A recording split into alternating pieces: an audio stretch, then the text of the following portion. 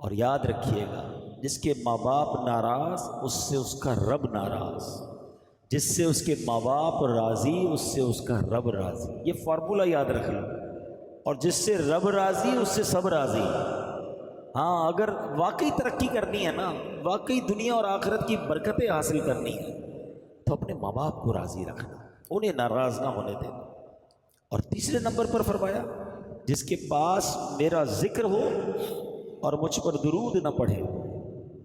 अब ये बड़ा मसला है, पूरा पूरा दिन गुजर जाता है, लोग दुरूद नहीं पढ़ते हैं, पूरा पूरा महीना गुजर जाता है, दुरूद नहीं पढ़ते। ऐसा ना करें, अपनी रूटीन में, अपने किसके टाइम टेबल में रोज़ाना दुरूद टाइम शामिल करें।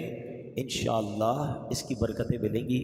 आइए मिलकर मोहब्बत के साथ बावाज़ बुलंद दुरूद पाक पढ़ लें। सल्लू अलल हबीब सल्लल्लाहु अलैहि वसल्लम।